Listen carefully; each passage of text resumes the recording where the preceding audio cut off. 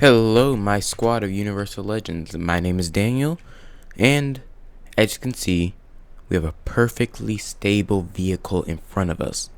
Now, I have no clue how stable it is when it's moving, but when it's at rest, as you can see, it is perfectly stable.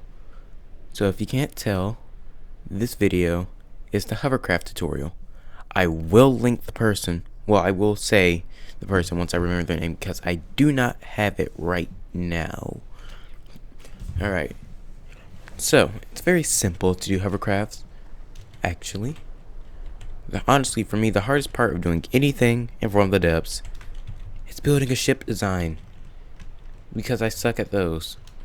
That's why I don't have my own designed ship. But let's look at this. So, after you build your hull, you're going to want to get about as much mass, as much thrust as you believe you will need on both sides. You want to keep it about equal. And you want to put the thrusters, like the roll thrusters, at about the center of mass. As you can see, mine are slightly ahead of it. But that's for when it's moving forward, which I need to add some thrusters to do that now. So this is a stability test. I think that's aligned with the center of mass. Yes, it is.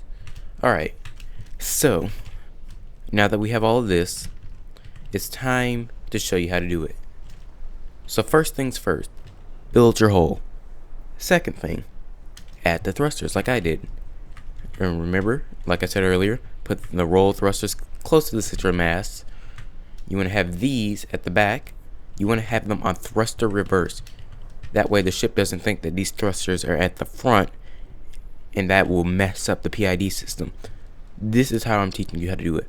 I'm teaching you how to make a hovercraft with the PID system, since it's, as you can see, this is very stable, and I personally believe is much more, much more reliable than the traditional helicopter blades.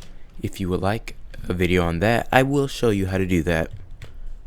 Is this good, being this charismatic for you guys? I hope this is fine with you guys.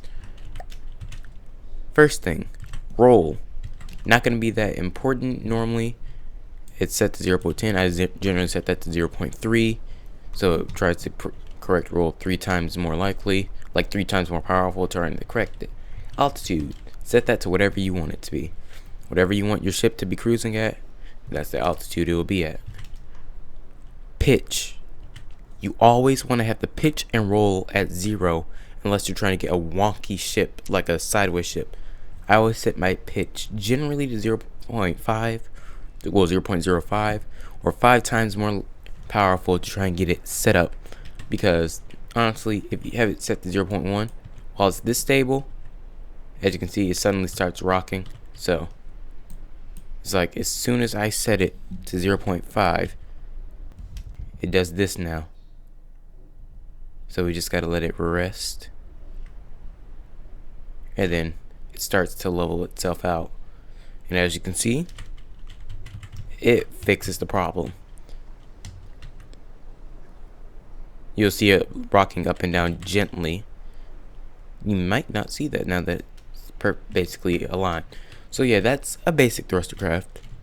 Now, if we want some movement, which you're probably gonna want with thrustercraft, I recommend the land AI, since the land AI is built for going to the sides.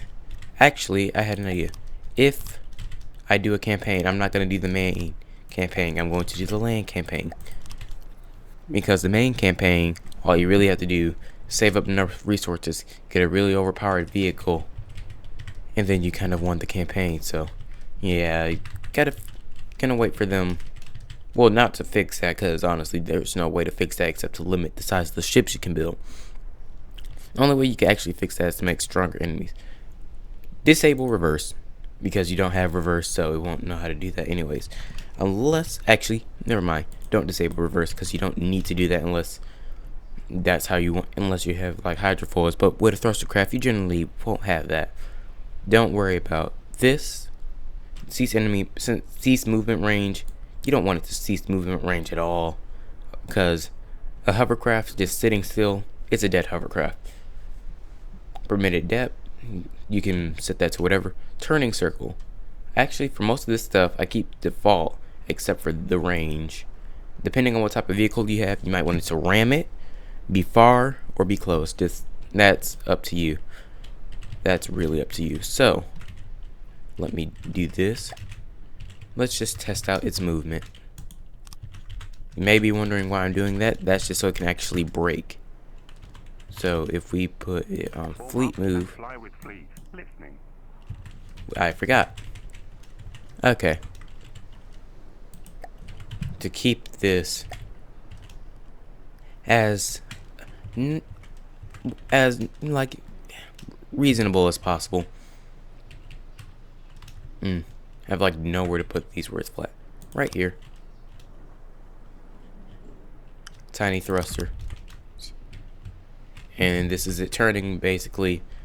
I think this is 70-degree axis that is defaultly set to. So it's turning on a 70-degree axis plus the fact that it's right at the middle, so it can't really go anywhere else.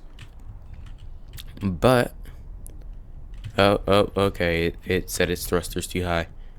Yeah, this isn't gonna ever get to that point unless it just stops completely and then turns. Well, it might. No, I don't think so. I don't think it has strong enough turning. I think it just rushes to get there, like it turns on its engine, so that prevents it from reaching. But normally, that would be fine. So if I turn this off, it slows down to drag. That front engine won't be used because it has no reason to.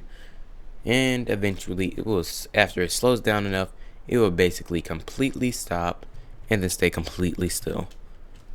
I can't show you how to build a hull because that's honestly up to you, and I have a previous video for that.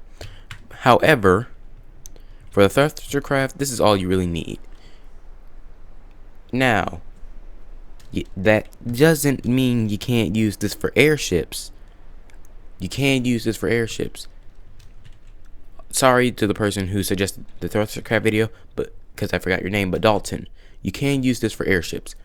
However, you're more than likely you're gonna want to use an air AI because that's just better, and you don't have to worry about this at the bottom. But if you want it to be extremely stable, you would use this. I think the max range it can go to is like 180 meters up, so not too high, but it's not very low to the ground either for an airship. So if you really want to use an airship, you might want to have just this to stabilize it, and then use traditional rudders to helicopter blades. Rudders, that's how you turn. You might want to use traditional helicopter blades to go up. Feels nice recording. Long week. Feels nice. But thank you for the commenters who suggested this. I will once again put how will I do this? I will put your name at the beginning of the video. So thank you for commenting and hope you enjoyed. Thank you all for watching. Like if you liked it, dislike if you disliked it, and of course, thank you all for watching, and have a great day.